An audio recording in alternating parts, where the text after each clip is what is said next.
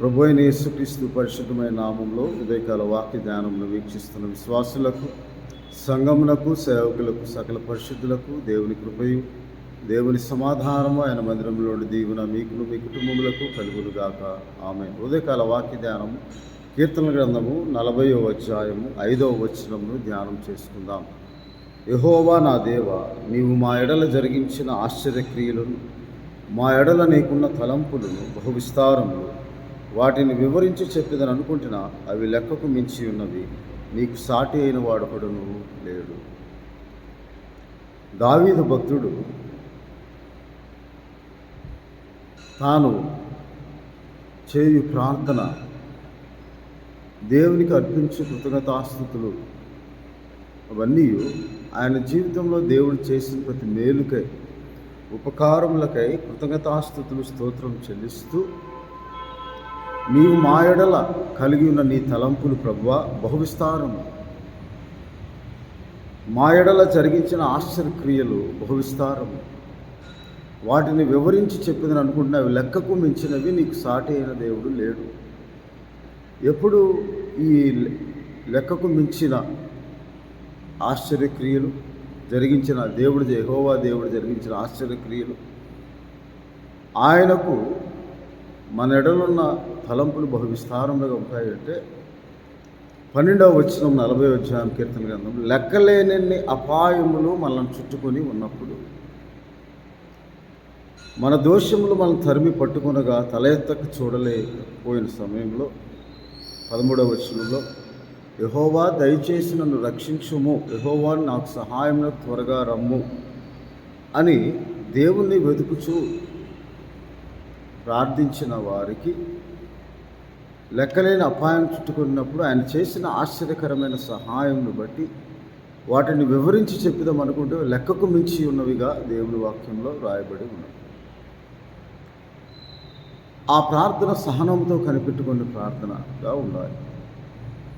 శ్రమ వచ్చిన వెంటనే, శోధన వచ్చిన వెంటనే దేవుని జ్ఞాపకం చేసుకునే ప్రార్థనగా ఉండాలి. ఎప్పుడైతే మనము అలాగూ దేవుని జ్ఞాపకం చేసుకున్నప్పుడు ఆయన మనం మర్చిపోడు. అందుకే కీర్తనలు 40:17లో, నేను శ్రమల పాలై దీనుడనైతిని, ప్రభువు నన్ను తలంచుకుంటున్నాడు, నాకు సహాయము నీవే, నా రక్షణకర్తవు నీవే అని ప్రార్థన చేస్తూ, ప్రభువు మనం తలంచుకునే ప్రార్థన, మనం జ్ఞాపకం చేసుకునే ప్రార్థన చేయాలి.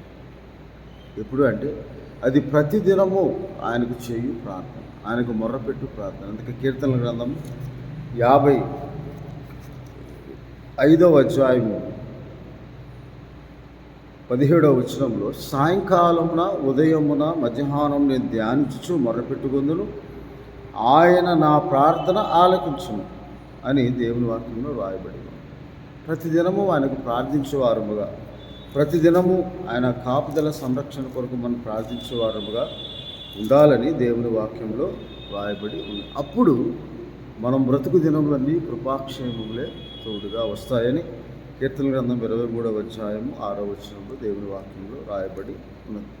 ప్రతిదినము నేను నీకు ప్రార్థన చేస్తున్నాను ప్రభువా అని దేవుని వాక్యంలో భక్తుడు ప్రార్థించిన విధముగా మనము కూడా ప్రతిదినము దేవునికి చేయు ప్రార్థన అయి ఉండాలని, మనకి శ్రమ వచ్చినప్పుడు మాత్రమే కాక ప్రతిదినము దేవునికి మొరపెట్టి వారముగా, దేవుని నామమును ఆశ్రయించే వారముగా ఉండినప్పుడు ఆయన మనల్ని తలంచుకుంటాడు.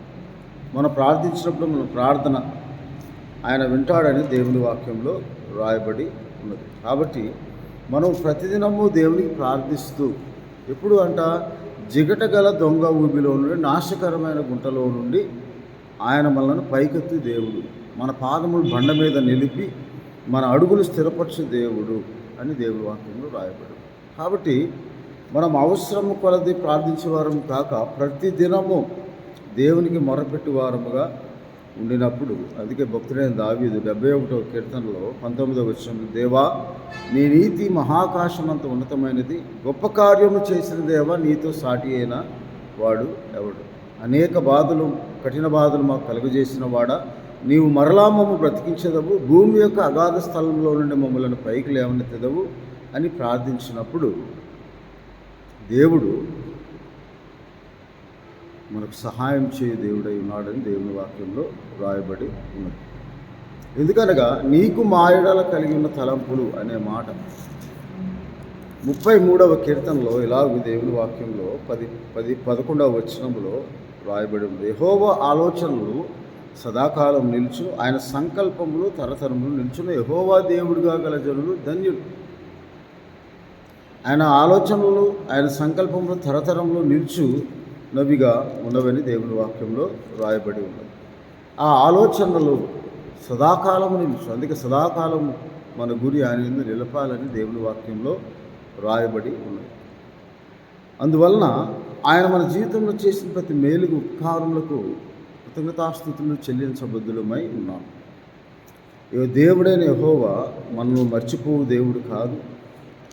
మనము తొట్టిల్లకుండా కాపాడు దేవుడు అయి ఉన్నాడని దేవుని వాక్యంలో రాయబడి.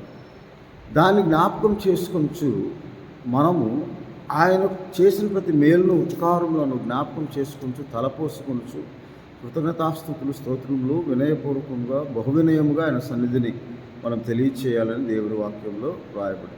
ఆయన సదాకాలం నిలుచు, ఆయన నా తలంపులు మీ తలంపులు వంటివి కావు, నా ఆలోచనలు మీ ఆలోచన వంటివి కావు, నా మార్గం మీ మార్గముల వంటివి కావు. అవి సదాకాలము మన ఎడల ఆయన ఆలోచనలు, అవి నిరీక్షణకు ఆధారమైన ఆలోచనలే కానీ హానికరమైనవి కావని ఇర్మియా గ్రంథం 29వ అధ్యాయం 11వ వచనంలో మీరు నన్ను గూర్చి విచారణ చేయనట్ల నేను మీకు కనపరుచుకుందును, నేను ప్రత్యక్షపరుచుకుందును, మీరు నన్ను వెదకండి ఎడల నేను ప్రత్యక్షపరుచుకుంటానని దేవుని వాక్యంలో రాయబడి. ఆ ప్రత్యక్షత ఆయన చేయు ఆశ్చర్యకరమైన సహాయముగా మనకు అనుగ్రహిస్తాడు. కీర్తన గ్రంథం 73వ అధ్యాయములో ఇలాగూ 24వ వచనం, నీ ఆలోచన చేత నన్ను నడిపించదువు, తర్వాత నీ మహిమలో నీవు నన్ను చేర్చుకుందువు. ఆకాశమందు నీవు తప్ప ఎవరున్నారు ప్రభా, నీవు నాకుండగా లోకంలో ఏదీ అక్కరలేదు. అనగా నాకైతే దేవుని పొందు ధన్యకరము, సర్వకార్యం నేను తెలియజేయనట్లు ప్రభు అని యెహోవా శరణుజొచ్చి ఉన్నానని దేవుని వాక్యంలో రాయబడి. ప్రభువా నీవు చేసిన ప్రతి మేలు ఉపకారమును బట్టి స్తుతులు స్తోత్రాలని 115వ కీర్తనలో ఎప్పుడైతే మనం అలాగూ ప్రార్థన చేస్తామో, మా దేవుడు మమ్ములను మర్చిపోలేదు 11వ వచనంలో దేవుడి వాక్యంలో ఇలాగూ రాయబడి ఉన్నది. యెహోవా యందు భయభక్తులు గలవారులారా, ఆయన వారికి సహాయము కేడము. యెహోవా యందు నమ్మిక ఉంచుడి. యెహోవా మమ్మను మర్చిపోలేదు, ఆయన మమ్మను ఆశీర్వదించును. ఎవరిని ఆశీర్వదిస్తారంటే పిల్లలనేమి 13వ వచనంలో పెద్దలనేమి తన యందు భయభక్తులు గలవారిని యెహోవా ఆశీర్వదించును. యెహోవా మిమ్మును మీ పిల్లలను వృద్ధి పొందించును. భూమి ఆకాశం సృజించిన యెహోవా చేత మీరు ఆయన ఆలోచన ప్రకారం ఆశీర్వదింపబడిన వారు. ఆయన ఆలోచన ప్రకారము ఆయన నిర్ణయములను ఆయన చిత్తమును మన జీవితంలో మన ఇష్టముగా మనము అన్వయించుకొని దాన్ని బట్టి దేవుని కార్యములను ప్రతినిత్యము తలపోసుకోవచ్చు. మన దేవుణ్ణి జ్ఞాపకం చేసుకొని ఆయన కృతజ్ఞతాస్తుతులు చెల్లించినప్పుడు ప్రభువా నీకు మా యెడల ఉన్న తలంపుల బహువిస్తారం, అవి లెక్కకు మించినవి, వివరించి సాటి అయిన వాడు ఎవడు లేడు ప్రభువా అని దేవుని వాక్యంలో రాయబడి. అందుకే కీర్తనల గ్రంథము 103వ అధ్యాయంలో ఇలాగ దేవుని వాక్యంలో రాయబడి ఉంది. కీర్తనల గ్రంథము 103వ అధ్యాయంలో భక్తుడైన దావీదు ఇలాగ ప్రార్థనలో దేవుని కృతజ్ఞతాస్తుతులు స్తోత్రములు చెల్లిస్తూ ప్రభువా 8వ వచనంలో యెహోవా దయాదాక్షిణ్యపూర్ణుడు, దీర్ఘశాంతుడు, కృపా సమృద్ధి గలవాడు. అలాగే 10వ వచనంలో మన పాపమును బట్టి మనకు ప్రతీకారం చేయలేదు, మన దోషములను బట్టి ఆయన మనకు ప్రతిఫలం ఇయ్యలేదు. భూమి కంటే ఆకాశం ఎంత ఉన్నతముగా ఉన్నదో ఆయన యందు భయభక్తులు గలవారి ఆయన కృప అంత అధికారముగా ఉన్నది. కాబట్టి 2వ వచనంలో నా ప్రాణమా యెహోవాను సన్నతించుము, ఆయన చేసిన ఉపకారములలో దేనిని మరుపుము. మొదటిది ఆయన నీ దోషములను క్షమించువాడు, నీ సంకటములన్నిటినీ కుదుర్చువాడు. 5వ వచనం ఆఖరి భాగం నీ మేలుతో నీ హృదయంలో తృప్తిపరచువాడు అని దేవుని వాక్యంలో రాయబడింది. కాబట్టి మనము మన దేవుని యెహోవా ఘనపరచువారముగా, ఆయన నామమును బట్టి కృతజ్ఞతాస్తుతులు స్తోత్రము చెల్లించువారముగా ఆయనను తలంచుకున్నప్పుడు ఆయన మనల్ని తలంచుకొని ప్రభువా నీవు చేసిన ప్రతి మేలును ఉపకారం బట్టి కృతజ్ఞతాస్తుతులు స్తోత్రము చెల్లిస్తూ కీర్తన గ్రంథం 116వ అధ్యాయములో ఆయన దేవుడు మన దేవుడు వాత్సల్యత గలవాడని ఆయన సన్నిధిని మనం ప్రార్థన చేసినప్పుడు 12వ వచనం యెహోవా నాకు చేసిన ఉపకారం నటికి నేనేమి చెల్లించదును, రక్షణ పాత్రను చేతపరుచుకొని యెహోవా నామమును ప్రార్థన చేయుదును. యెహోవా కృతజ్ఞతాస్తుతులు చెల్లించదను అని 17వ వచనం, నీ కృతజ్ఞతార్పణ అర్పించదని యెహోవా నామమున ప్రార్థన చేసేదనని దేవుని వాక్యంలో రాయబడి ఉంది. కాబట్టి మనమైతే 115వ కీర్తన 18వ వచనంలో ఉన్న వాక్య భాగమును మేమైతే ఇది మొదలుకొని నిత్యం యెహోవాను స్తుతించదము, యెహోవాను స్తుతించుడని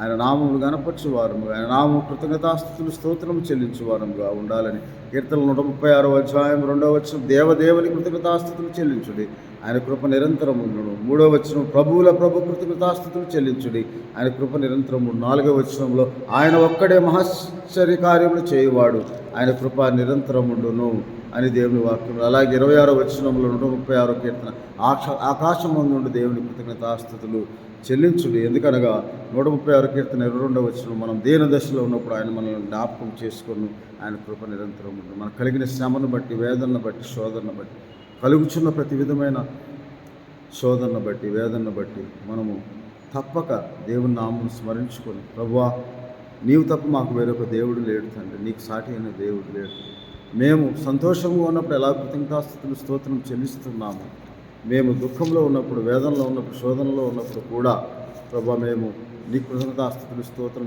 దాని వెనక ఒక మంచి కార్యము నీవు మా కొరకు సిద్ధపరిచి ఉన్నావని మేము నమ్ముచు మీకు స్తోత్రాలు చెల్లిస్తున్నాం ప్రభువా అని దేవుని వాక్యంలో మనము రాయబడినట్లు మనము కూడా దేవునికి కృతజ్ఞతాస్తుతులు స్తోత్రం చెల్లింపబద్దులమై ఉన్నామని దేవుని వాక్యంలో రాయబడింది. పేతురు రాసిన మొదటి పత్రిక 4వ అధ్యాయం 12వ వచనంలో, ప్రియులారా మిమ్మల్ని శోధించుటకు మీకు కలుగుచున్న అగ్ని వంటి మహాశ్రమను గురించి మీకేదో ఒక వింత సంభవించినట్లు ఆశ్చర్యపరకుడి, క్రీస్తు మహిమ బయలుపరిచినప్పుడు మీరు మహానందముతోను సంతోషించు నిమిత్తము క్రీస్తు శ్రమల్లో మీరు పాలువారినంతగా సంతోషించుడి అని దేవుని వాక్యంలో రాయబడి. ఎందుకనగా 1 పేతురు పత్రిక 3వ అధ్యాయం 12వ వచనంలో, ప్రభువు కన్నులు నీతిమంతుల మీదను ఆయన చెవులు వారి ప్రార్థన వైపు ఉన్నవి కనుక మనము భయపడనక్కర్లేదు, మనము దిగులు పడనక్కర్లేదని దేవుని వాక్యంలో రాయబడి ఉన్నది.